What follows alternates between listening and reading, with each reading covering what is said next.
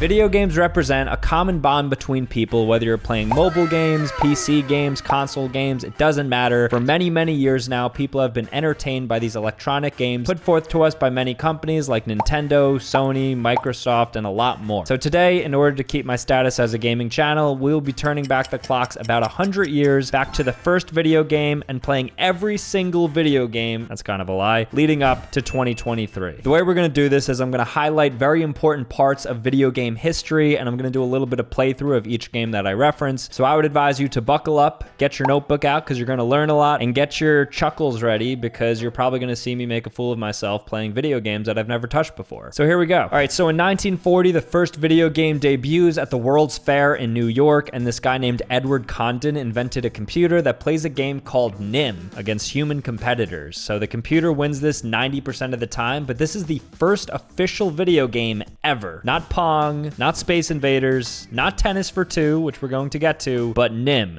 All right, so in one move, you can remove any number of matches, but only from one row. So select any row button and click to remove. Okay, and then the PC, I don't get what the goal of this game is, but all right, let's try. So row 3, let's take 3, okay? PC move. He took 2, okay. Now I'll take 1. He takes 1. I'll take 2. He takes 1. I'll take this. He'll take this, and then... Wait, what do you mean you win? How do you win? You win if you leave the last match for the computer. Oh, okay, I see. So I want to leave the last one for him. Gotcha. Well, this is just game theory. I take 1. You take 1. Okay. How about I take these? You take those. Is there any path to victory here? I take this.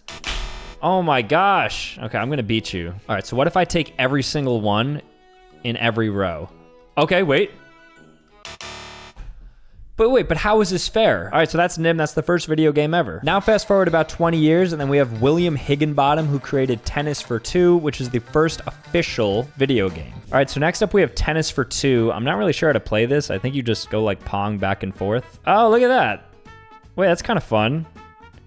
I mean, I don't know who's hitting it, who's responsible for this. I'm playing a computer right now, even though I'm kind of playing for both sides. So I think what this teaches is multiplayer rallying back and forth. So this is like one of the first, I mean, it's the first video game. So it's the first game to do a lot of different things, but you literally just volley it back and forth. It's just like Tennis for Two. All right, so now 4 years later, and this guy named Steve Russell from MIT created Spacewar, exclamation point. And I think this began like the more mainstream thought about video games. So that's what we're gonna be playing right now. This is Space Wars. A little bit confused as to what it's doing. It looks like I have 2 characters playing. I'm playing with 2 people. It'd be nice if I had friends, but unfortunately I don't. And I think the goal is to just simply kill the other human, which is pretty rough. Okay, this guy's not shooting. I'm definitely favoring one side. So what happens if he gets hit? Oh, that's it. And then I guess it's GG's. I guess you win. Do they have a little screen that tells me I win or no? Okay, so that's it. So, I mean, that's the entire game, like quite literally. Oh, you restart. Okay, that's kind of fun. Oh, and you die if you hit the middle too. So, oh, look at that. I definitely did something cool there. All right, well, that's Space War, the third video game ever invented. Have you noticed any evolution yet? Has there been any progression, or has it been pretty stale this whole time? Let's see. All right, so now in 1967, we have a guy named Ralph Baer, and he built the Brown Box, which was effectively a prototype video game console that lets users play on TV screens, which then evolved into actual take-home consoles like the Magnavox Odyssey and then Atari in 1972. And their first game, of course, was Pong. All right, so Pong is absolutely riveting. I'm gonna play on easy mode. Okay, I lost because okay, well, here we go. Pong is just a great game overall. It's like Tennis for Two, but it's actually fun. You know, you can get pretty competitive with it. I think this is the first game where developers were like, you know what? Humans actually could be pretty good at video games, so let's not make it incredibly slow and easy. So as you can see here, like there's actually some speed to this. Like it certainly rivals games that we have today. Like this is like Elden Ring level difficulty. I mean, such a simple concept. Okay, how about I play this guy to 4? It's such a simple concept, but it works, and I think it works. Okay, wow, and it really keeps you going too. Now that I think of it, it's like air hockey. It like visually looks like air hockey. Here, we're playing to 5. All right, I win. No more. Okay, I'm good. No more. Oh, but I can't lose. Cool, I won. All right, I'm done with this. But that's Pong. So important game, first one invented by Atari, and it definitely paved the way for many games to come. All right, so now we're hopping to 1977, and we introduce Atari's video computer system, which features games that are getting increasingly more sophisticated. So this is where they had games like Space Invaders and then Asteroids. So let's check them out. All right, so this is Space Invaders. Of course, I'm gonna be playing as one player because I have no friends. See, this has like a little bit of strategy to it. So this is like Pong in that you're just shooting like it's one-dimensional, and you're just, not one, two-dimensional, you're just shooting like something in a straight line. But there's at least some moving parts, you know? Like you're introducing the Y-axis, which I think is pretty underrated in these games. And they have some like cool functions like, hey, we're gonna give you like a wall of support, which is great. Oh, can we see that? Can we get an instant replay on that? That was kind of sick. Hit these back wall guys, and it's just a fun little time, you know? We're just out here. It's like you could play this game solo. I don't have to rely on having like people playing with me, and just a beautiful game. Oh, I hate this game. This game is so bad. I don't know why I'm even playing it. But that's Space Invaders. And next up we have Asteroids. Asteroids is another game that is incredibly popular on Atari, and it's really cool how nowadays you can even just play these games like online. They have a bunch of enabled stuff for it. Okay. So this looks very much like the other game we recently played. All right. Oh, you're going too fast, buddy. Okay, you died.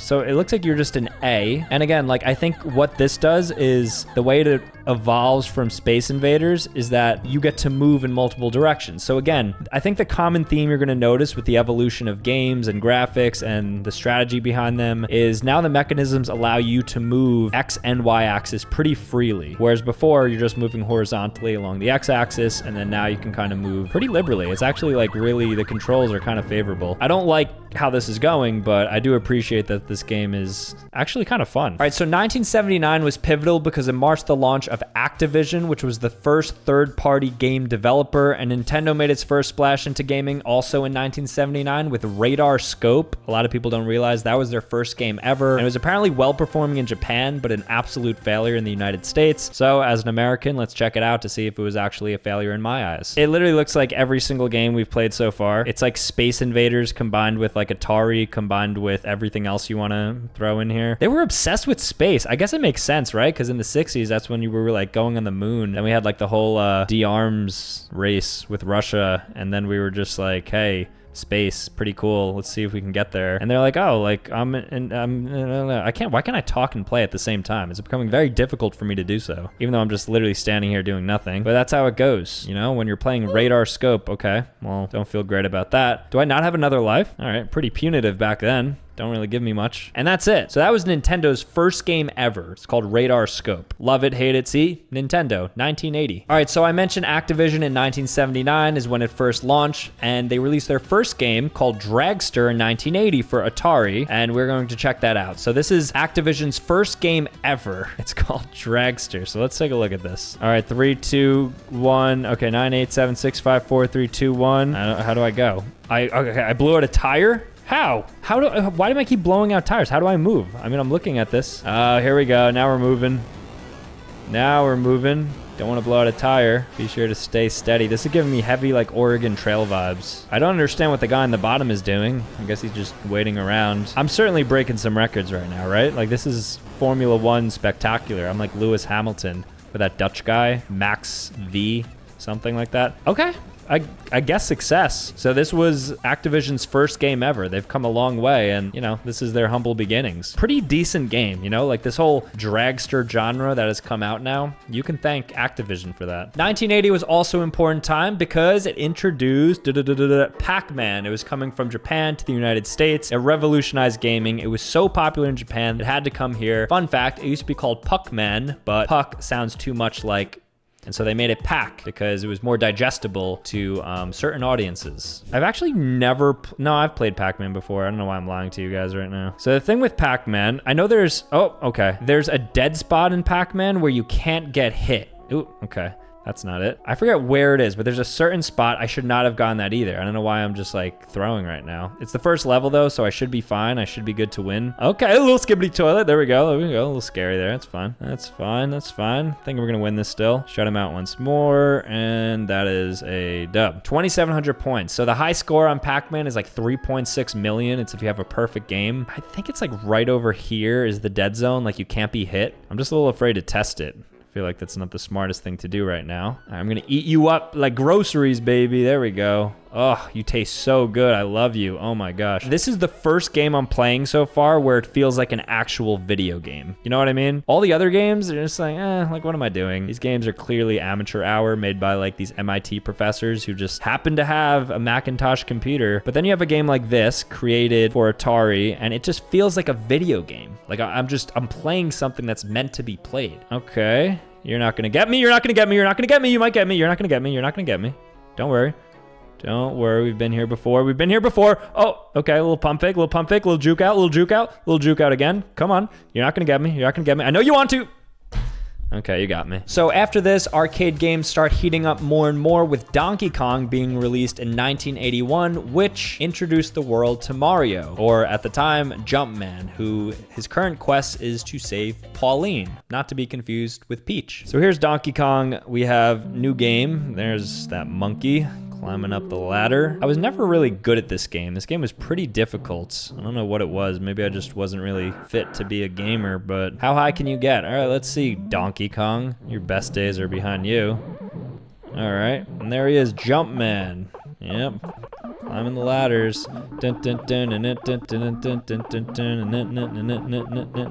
So you're telling me I can't jump when I have this hammer? Okay, so what is it gonna do? It just prolongs me. I almost would rather not grab it. Help. All right, sorry, Pauline. Hold on, I got 2 more lives. I'm gonna save you. I mean, it's pretty fun. It's just like a classic Mario game, just like very straightforward. Okay. I guess in this case, the hammer was good to get, although I do regret getting it again because it just requires us to sit here. Yeah, might as well. Let's break everything in sight. Okay, why can't I jump? This thing is not very good and sensitive. Kind of don't like it. All right, so I'm not gonna get the hammer this time. I don't think the hammer does anything for us. All right, so we're gonna climb this. We're gonna avoid that. Great. Oh, okay. How is this level 1? Oh my gosh. All right. I can't jump. I can't do this. I can't do this. So the whole idea of linear goals and objectives throughout video games was then furthered with the introduction of Frogger, a game that you may or may not have heard of, but it requires you to cross the street and you're a frog and there's a lot of cars passing and it's good fun. So let's check it out. All right, Frogger, 10 points for each step. Sounds good to me. 50 points for every frog arrived home safely. Okay, we understand it. Let's go ahead and save some frogs now. So there we are. You see us? And we're just hopping around right now because we have to cross to the other side. Okay, good. Let's hop here, onto there. We're gonna get into this log and then to safety, bam. All right, so that's Frogger. That's literally Frogger. So objective is pretty straightforward. You just cross the street and it's not that hard. I mean, it gets pretty hard, but for all intents and purposes and for today's sake, that's the game. Pretty straightforward. Moving on to 1982, and we have Microsoft Flight Simulator, which really expanded the way that people thought about video games and what they theoretically could do. So let's look at the first version of this to see if our minds are about to be blown. So we've gone from the first game ever, NIM, and now we are at Microsoft Flight Simulator less than 40 years later. So let's take a look. All right, here we go. We are about to launch. Hey, okay. I mean, this is pretty cool. Like, it's definitely a game. I wouldn't call it like revolutionary, but I guess at the time it was revolutionary. And this game since then, for PC at least, has like continued to push the boundaries. Later in the video, you're gonna see the newer version of Microsoft Flight Simulator, which is stunning, maybe the best graphical game to date. But yeah, that's the first version of this game. So Microsoft Flight Simulator, really important part of this year. Not so important part of 1982 though, was the release of the worst video game ever. Like consensus among every single critic, historian, anybody you ask, the worst video game ever is E.T. Why was it so bad? Well, you're gonna take a look, but what this game did to the American video game economy, it put it in a literal depression, so badly that it led to Japan's rise. So I guess in a way, thank you, E.T. So Nintendo, Sony, anything that came out of Japan, you can thank this video game we are about to play, which is E.T. All right, here's E.T. He has a limited amount of steps. Oh, we could sprint. Okay, let's go down. What is this? Nothing? Okay. Wow. ET really setting us back a little bit. What is the goal of this? So I'm ET and what? All right, so when I extend my head, I could fly? Is that, what is going on? No wonder this game's garbage. I can't even, okay, good. There's somebody coming over to get me and then I just fall. This game has like so many holes. Okay, come on, I just wanna see at least what happens, please. They weren't joking when they said this is the worst game of all time. I'm over this game. This was one of the worst experiences of my life, so they weren't wrong. And this game literally tanked the American video game economy, and I could see why. So what did Japan do to take advantage of this? Well, in 1983, they released Mario Bros, not to be confused with Super Mario Bros, which came 2 years later. So this is Mario Bros for just arcade. Let's see if it was actually fun. Oh, so the first Mario stage ever was this underground stage. Pow, little pow. Yeah, it's, you know. So wait, what's the goal again of Mario? Do we have like a grand goal? Oh, it's definitely not that. Okay, okay. I have no immunity when I come down on that. All right, and it's game over. So this game, again, like it feels like I'm playing a video game. So finally 1983 and it's like, oh, I'm doing something. Between this, Pac-Man, Donkey Kong, in my eyes, those are the only games I've played so far. Microsoft Flight Simulator, NIM, Tennis for Two, Space Invaders, I would take them with a grain of salt. If you really, oh, who is that? Who is this? Is that Luigi? That can't be Luigi. Doesn't look like Luigi. Now we're moving on to 1985, and we have arguably the most important moment in video game history, and that is when the NES was released by Nintendo with its title game, Super Mario Bros. All right, so familiar game to pretty much everybody, I'm sure. This game is so iconic. Nowadays, there's people who could speedrun this entire game in like 5 seconds. I've never really played this game. This is like my first time ever actually playing it. Maybe I'll get that. Feels like a fun thing to get. Then how do I throw it? There's no way that just happened. Oh, I could sprint. Game over already, how? I didn't realize you could sprint in this game. I think that's like one of the forgotten, oops. I can't tell if I'm good or bad. I'm bad. I'm just not good at video games. I don't know what it is. Even like classic Super Mario Bros. I just can't beat. So the longer you hold jump, the further you go. Not that it matters for me because I'm very bad at this game. But Nintendo wasn't done because in 1986, they also released The Legend of Zelda and Metroid, introducing Link and Samus to their roster of historic IP. So we're going to check out The Legend of Zelda first. So this is the first game of the Zelda series. I'm getting, okay, hold on. Let's back out of here. Let me learn how to play this first. Where's my sword? Do I get a sword to start or I have to find a sword? Okay, I guess I don't have a sword to start. It's kind of disheartening. So let's go into here. Ah, there we go. It's dangerous to go alone. Take this sword. Okay, sword has been taken. Now I'm gonna fight. So A is how I can equip it. Okay. Oh, here we go. Ta, take this. Ta. See, now we're playing a video game. See, collecting coins. Oh, this is a full-on video game now. This is the first game I've played all day. Take this. Ta. I don't know why Ta is like my battle cry. Oh, Link. It's crazy that this evolved into like Tears of the Kingdom, whatever. Breath of the Wild, the sequel. Okay. Let's just get past anywhere of use. All right. Pass this. Just avoid everybody. Good, okay, we made it. Where do we make it to? Buy something, and I have 0 coins, so I actually don't think I can buy anything. I have literally 2 coins. So that's the game. That's Legend of Zelda. That is the OP game that everybody loves, and it really was an introduction into platformers and these types of games. So cool. After this, we had the release of Metroid. Metroid, of course, is where we first got Samus. There she is. Metroid is a girl, if you're not up to date. What does that do? Why does she just, oh, I could shoot above me. That's actually pretty cool. Okay, don't need it at all. How do I shoot this? Okay, I can just go in. So I must say, Super Mario Bros. Still, so far, was the best game. This is not working out too well for me, is it? All right, well, I don't know how to duck, so I guess that means that I can no longer do anything. All right, well, that's Metroid. Very famous game, released by Nintendo in 1986. There's Samus, very cool. And it was around this time that a game snuck out of the Soviet Union called Tetris, which influenced puzzle games for years to come and held a simplicity to it that resonates with gamers even today. So let's look at Tetris. So Alexei Pazitnov is the one who invented it, and he ended up licensing it to Nintendo, who used it for the rollout of their Game Boy. So level 0 of Tetris. I have to say, I'm not really like familiar with the gameplay of Tetris. Like, I just know this is the worst block to start with, and of course I got it. Okay, now we're moving. No, no, no, no. Oh, that was so bad. I just, clever. Okay. Good save. What do we do with you? There's really not a great place to put you, so let's just put you right there. I just really have one goal with this. I couldn't even do it. Okay. All right, I'm calling it there on Tetris. So as I mentioned, Nintendo bundled Tetris with their Game Boy in 1989, which popularized handheld gaming. And the first official game, though, on the Game Boy was Super Mario Land. I do have to say, Super Mario Land is already, personally for me, I like it. Oh, I love it, I should say, way more than Super Mario Bros. Feels like I have more control over the character, and I guess that's a function of there being better technology, so it's more precise. But yeah, look at this. And it makes sense I could jump on them, you know? Like in Super Mario, the cave one, I couldn't even jump on them. Like, what are we doing out here? See, this one, this may be a record.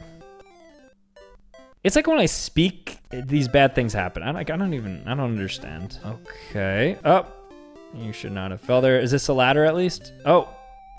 First game for the Game Boy, Super Mario Land. Pretty fun, better than all the other titles, in my opinion. All right, so moving on to the 90s now, and in 1991, we have our first console war between the NES and then Sega's Genesis, which released Sonic as a direct competitor to Mario, and this is where the golden age of video games begins to emerge. All right, so here is Sonic the Hedgehog for Sega. I was never like a massive fan of this game. Green Hill Zone Act 1. I do like that intro into all of the Sonic games. Okay.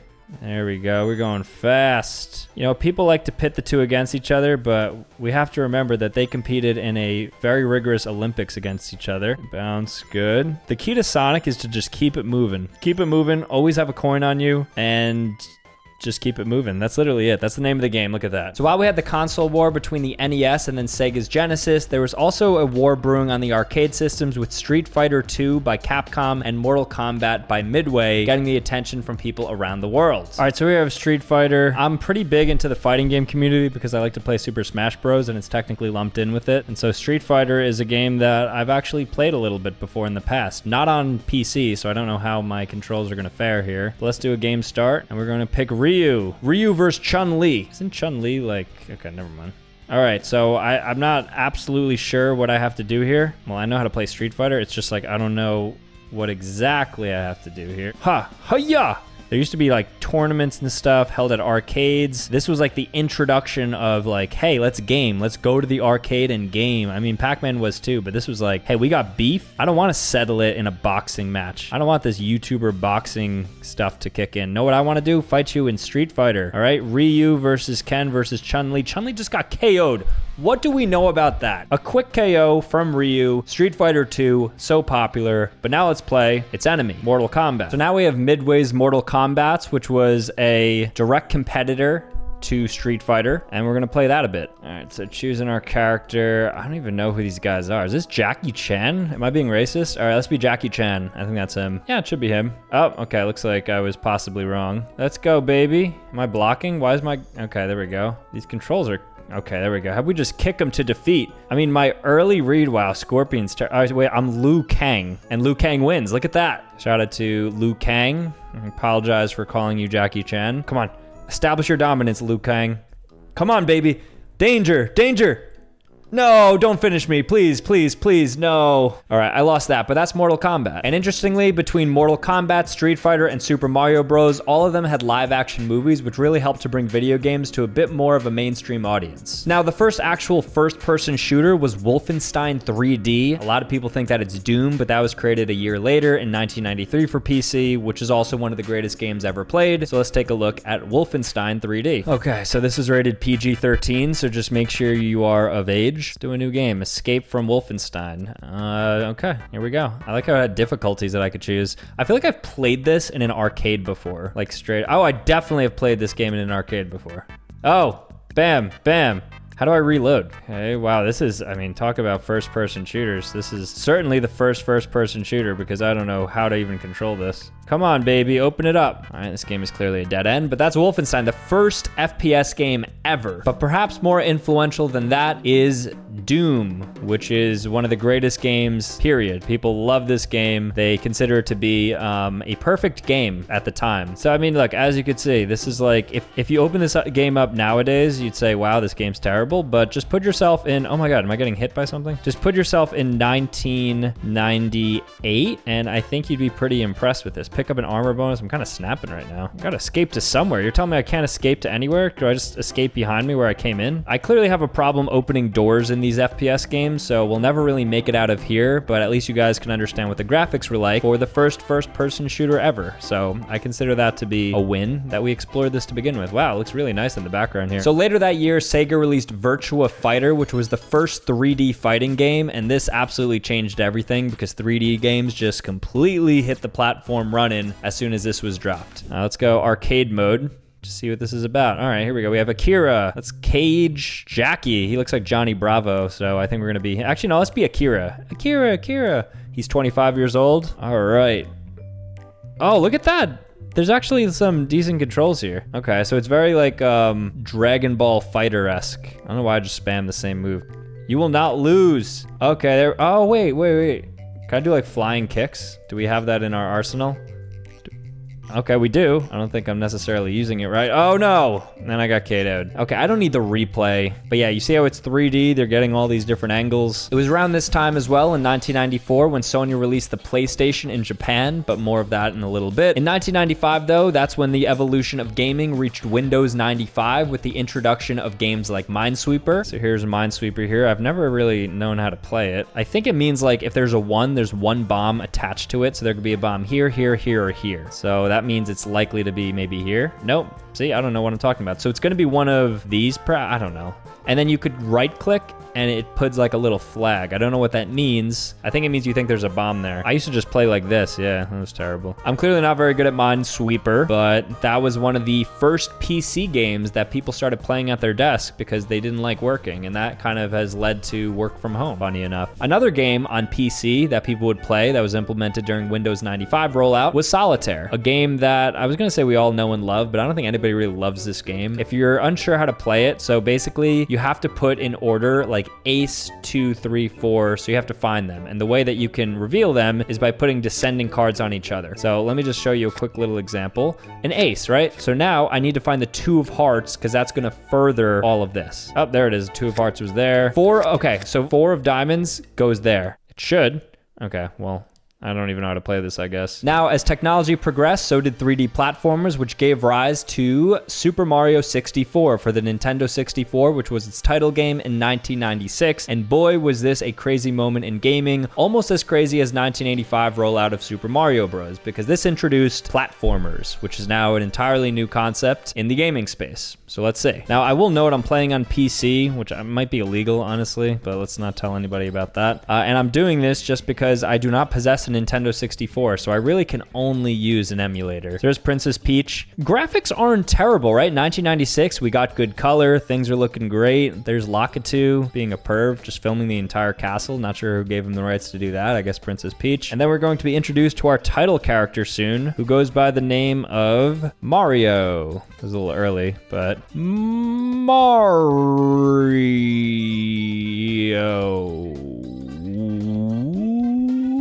Mario, there he is. Okay. All right. I mean, the graphics do kind of look pretty terrible, but it is what it is. Wow, this game brings back a lot of nostalgia. I used to play it for DS. There used to be like a DS port of this game. And yeah, I need a key to open all these doors. Obviously, I'm not doing a full playthrough right now of Super Mario 64. If you'd like to see that, let me know. Maybe I'll do that because I've never actually played it. I like playing the Mario platformer, specifically Super Mario Sunshine, but I've never played this one. Dun, dun, dun, dun, dun, dun, dun, dun, dun, dun, dun. Oh, yeah, it's probably should beware of him. There's no way I die. There's no way I die right now. Okay, that would have been so embarrassing. Oh no, that's even more embarrassing that I don't know how to control myself. How do I pick you up? Pick you up. Don't die.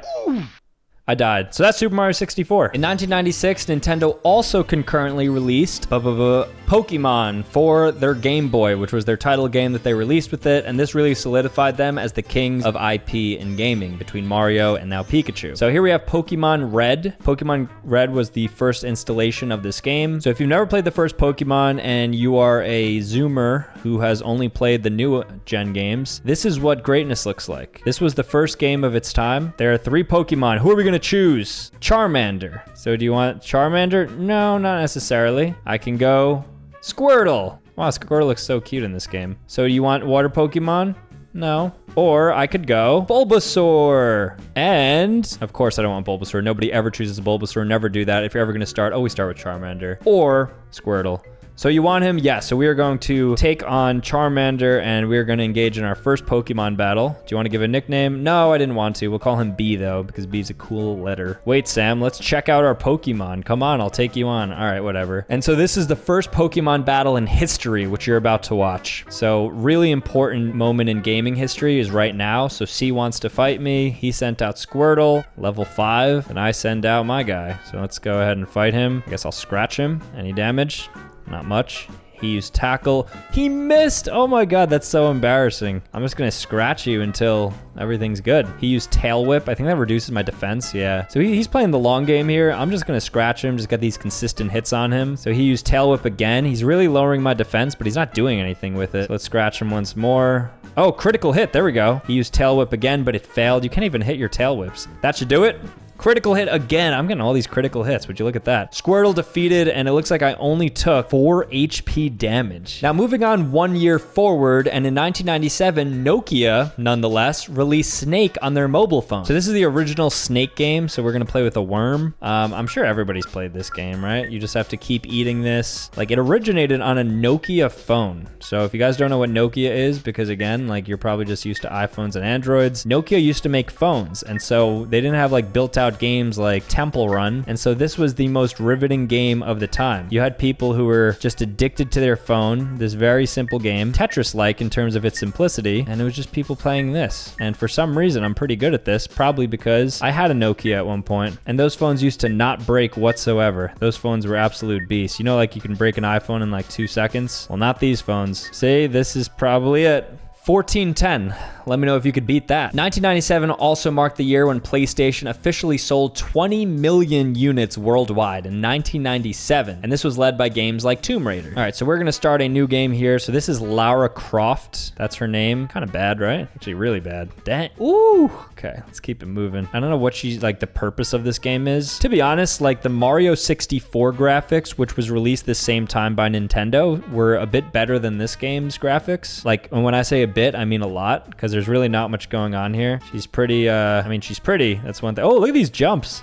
Okay, so they had some cool movement mechanics, I suppose, but this is nothing to ride off in the sunset on, as I always say. So that's Tomb Raider. And the other game that was a title game for the PlayStation was Gran Turismo. And this game really set the precedent for what racing games could and should be. I know we looked at a game before and it was kind of mid, honestly, but this one like genuinely was a good game, or so I'm told. So let's go quick arcade. I think in every arcade you go to, they're gonna have this game or some version of it. So let's go single race. We'll play on easy. I'm gonna drive with the Aston Martin. Oh my gosh, how can I afford that? We're gonna get this DB7 and we're gonna drive Standal. Automatic transmission, because I can't drive stick. We're gonna go to this nice simple track. See, already nice and fluid, very quick moving. The game is definitely a good game. Loading. All right, here we go. So this kind of set the standard, and then you'll even have games like Mario Kart that adopted similar styles, right? Just this whole like racing around a track against your buddies. Well, Mario Kart helped you like play with friends and stuff with connectivity. But look at this, nice little POV as well. I don't know if I could change that. Okay, that's,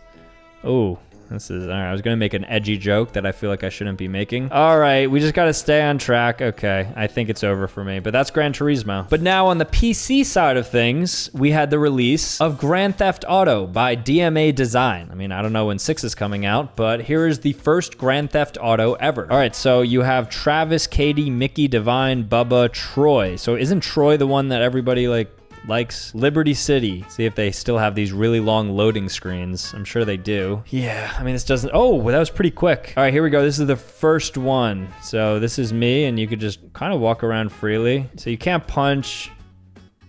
Wasted. How am I wasted if I fall in water? You're telling me my guy can't even clean? I mean, I don't know what I expected. This is like a 1997 PC game, so I mean, this doesn't surprise me much. Now, in 1998 is when the Sega Dreamcast was released, and this was one of the first consoles to ever support online gaming, and one of the biggest standout games for this was Tony Hawk Pro Skater 2, and we also had Dance Dance Revolution for arcade. So let's take a look at Tony Hawk Pro Skater 2, a classic game here. Oh, I remember playing this game. If you guys were not born during the era of Tony Hawk Pro Skater 2, then I'm sorry. I don't know what to tell you. All right, so I could be Tony Hawk, Jamie Thomas, Bob Burnquist. This was always my guy, so let's continue with him. Let's see how good this game was and if it holds up pretty well. I feel like it has to, right? Gotta load up the map, and then let's see our free skating session, how this goes. There we go. A little bit of an ollie. Oh, here we go. See? Okay. Wasted. I always like that when they fall, they always get back up. Like, they'll never... Oh, it's not good. I think you have to level up before I could do, like, all these crazy things. Or, wait, do I have to do, like... That wasn't bad. We've come a long way since playing Pong, though. I will say that. Okay, can I do, like, a pop shove it? Oh, 180 no comply. All right, I feel satisfied with this session. Another game that dropped that I don't have access to playing is going to be Dance Dance Revolution. So this game, which is now in arcades all over the world, was actually available on PlayStation and other devices. So here we go, you're just dancing. This was like Just Dance before Just Dance began. So you would basically, there would be a floorboard and you would have to put your feet in the position of the arrows as they go up. Now in 2000s, we saw the release of the most successful simulation series of all time, The Sims, which had people escaping their normal lives to play video games. So The Sims is long gone, so I had to, fortunately, I suppose, pull up a YouTube video of gameplay from 14 years ago in order to actually get a good view of what this looked like. He says it's high quality as well. All right, so here we go. It's absolutely high quality. So in 2000, so we've come a long way since NIM in 1940, 60 years later, and you're basically simulating life. So it takes about 60 years upon finding a new technology for us to basically escape our reality. And as you can see here, so if you have the diamond above your head, that's your sim, and the people in the house are the people you live with. Maybe it's a friend, maybe it's a loved one, a family member, and you're able to do different things in Sims. So you're able to eat and prepare food for yourself. You're able to get a career. You could put up furniture. You could do a whole bunch of things. You could even dance. You could take a shower, grab a plate. They gave you optionality. So yeah, this game, simulation games were never the same after this. Now into the 2000s, and I think this is really when the console wars began to ramp up. So we had the PlayStation 2, which was released in 2000, and then a year afterwards came the Nintendo GameCube, launching with its title game, Luigi's Mansion. So again, I don't have a Nintendo GameCube on me, but this is what the gameplay for Luigi's Mansion looks like. You suck up ghosts, you go around trying to basically save Mario is the point of this game. And this one was like also one of like the first horror platformers, even though it's Luigi's Mansion and it's like not meant to be anything super scary, but it just infused more emotion into games. And people thought of Luigi's Mansion as a fun platformer where you could expand beyond your main character as well. So they used Luigi, ended up being a hit success, and it was pretty well graphically as well. Like it held up for 2001, right? 22 years later, and it still looks kind of good. Also in 2001, Microsoft released the Xbox. So now they had PC and Xbox on lock between Windows and Xbox, and they released it with Halo Combat Evolved, which is the first installation of Halo in the series. And this was also a moment in time when people were like, whoa, games can be pretty crazy graphically. So Halo was a fun combination of like FPS and open world and campaigning, and it involved like aliens and like all this different sort of themes that they just sort of put together. The guns were interesting. Everybody wanted to basically play this game and they wanted to be Master Chief. It's also a hybrid game where you could also, you know, go on some of the rovers and tanks and drive cars, but you could also go on foot. So it just had a whole bunch of stuff. I mean, this game, like looking back for 2001, this is incredible. Like I understand this guy upscaled it to 4K, but just like, it's really well done for a 2001 game. Like, whew. Now in 2001, we also had the release of one of the most important MMORPGs in history, which is RuneScape, a game I never played, but I did pull up 1 hour of old school RuneScape gameplay. MMO, so massive multiplayer online role-playing games. It's exactly what it kind of sounds like. So it's online and you do some sort of role-playing. I guess it's kind of like Sims, but then RPG nature of it just kind of makes it like interactive in what you do. And so this is it. And you could see like the world expands lands as you keep walking. So they kind of were like exploring this idea of open world, play with friends, and this game was massive online. But it wasn't as big as this MMORPG, World of Warcraft, which continues to be a massive game today. Not that RuneScape is small now, but World of Warcraft is still pretty topical, and it peaked at 14 million users. And this is 2004. And since then, they've had these tournaments where the winners have grossed tens of millions of dollars. So World of Warcraft is something to be reckoned with. It's obviously evolved a lot since then. But this game really put this type of game on the map. And as we know, this was made by Blizzard, and this to date is one of Blizzard's most successful title. Continues to be, and again, this is almost 20 years later we're looking at this now. This is some hearing they're holding for Leroy Jenkins. I'm sure this is a meme that I just am not super aware of. Probably because I don't play this game. Now going to 2005, we have the Xbox 360, which rolled out, which was still an absolute success for Microsoft. And then 1 year later, I think we had one of the most revolutionary moments in gaming, and that is when the Nintendo Wii dropped. The Nintendo Wii was revolutionary because it allowed you to physically move around with the controller and affect the movement of the players in the game, which at the time was witchcraft. But the biggest game for the Wii was, unsurprisingly, Wii Sports. So Wii Sports, we have tennis, which again, like, look how bright and colorful and fun this was. You could customize your Mii. You could just have so much fun. You could even make it like lefty righty. They really like went into all the possibilities. So you have a bunch of these frauds playing tennis. They don't know how to play. They don't got great form. But you could just as easily play baseball. You could pitch. You could also bat. This person, okay, that's a fly out. No, that's gonna be a double. Yeah, that's a double. You could also play golf, which I think was fun, just including a game that people historically thought was pretty boring. Now all of a sudden everybody's playing it. Okay, that is a great approach. Oh my gosh, what an incredible hit that we just happened to see here. Of course, you could bowl as well.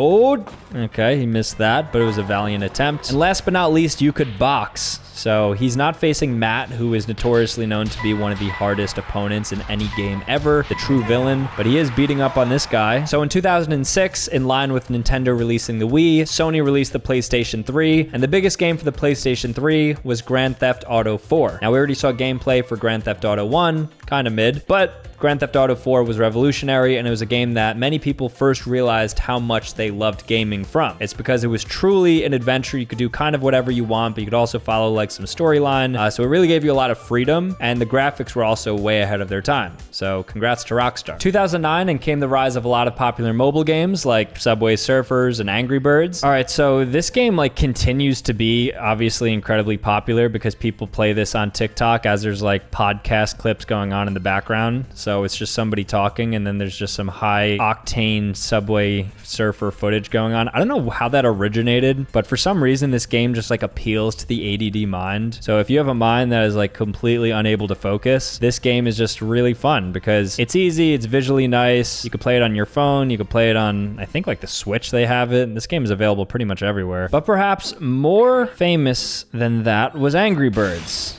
And the goal of Angry Birds is to use these Angry Birds and make these bad guys fall. I think I did it. Am I supposed to like...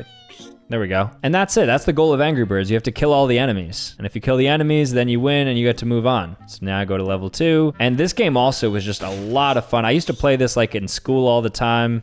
You would just be chilling in like gym class and you're like, oh, how far are you on Angry Birds? And most of the time you weren't very far because I was pretty bad, just like I am right now. But the point of this game is it really lets you have fun on your phone, which was a new concept. You couldn't really have fun on your phone in 2009 until these games were rolled out. I mean, there was the classic iPhone games like Paper Toss and like fake drinking beer. It was okay, but these games really took things to the next level. And then there was other games like Doodle Jump, and then you had Temple Run, and then you had Candy Crush, and those games even continue to be big. Some other games I glanced over were online games that got very popular. So obviously throughout the 2000s there was websites like Addicting Games, Cool Math Games. Then you had the rise of certain platformers online like Club Penguin, Webkins, Toontown, and all of the above. These games were historic in their own rights, but they didn't really push the boundaries for what gaming could be, which is why I don't think it's worth focusing on them too much. But where I do want to put attention is the rollout of the most popular game of all time in 2011, the full version at least, and that was Minecraft. So I've played this before and I'll play it again, and every single time I play, I have the same thought, and that is, how did this game get so popular? I mean, obviously it's pretty visually cool, right? It's like a lot of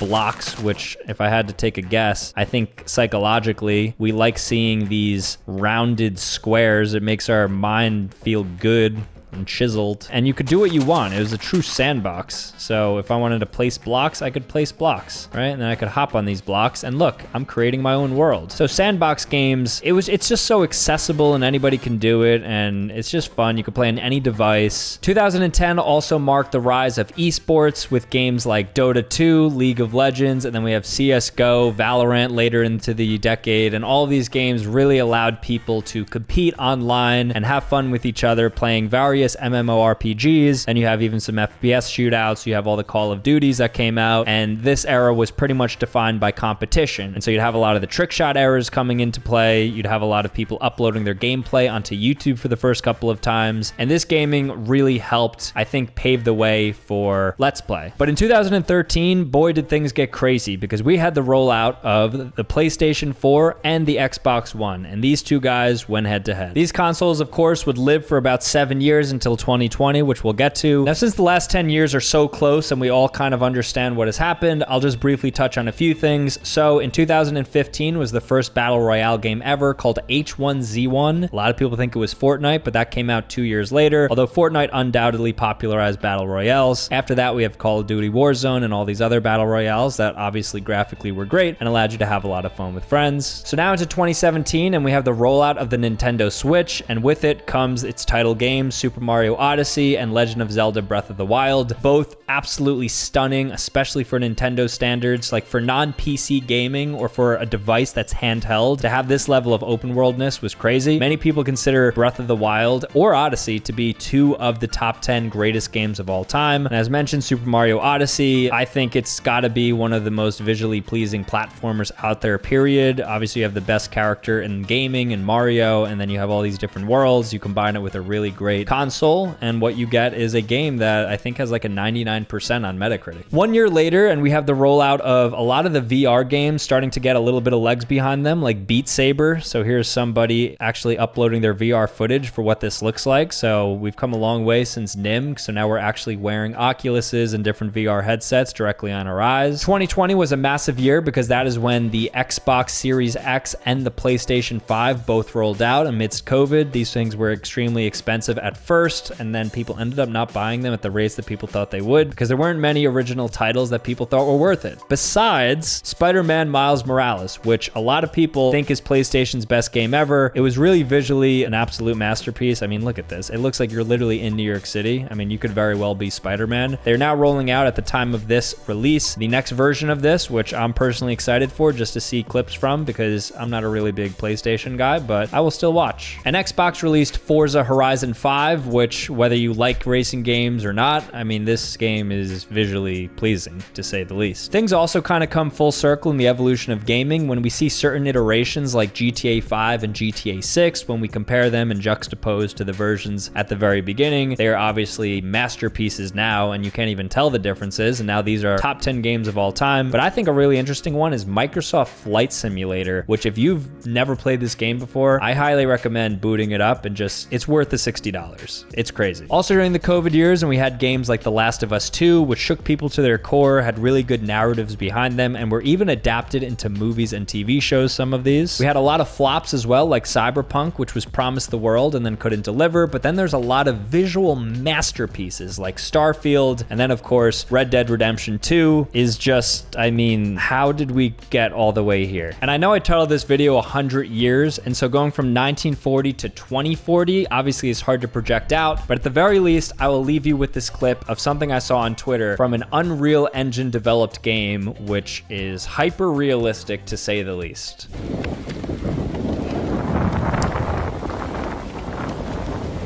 All right, guys, thank you so much for watching. If you want to see more content, make sure to click here or click here. Otherwise, subscribe on your way out, and I'll see you next time. Peace.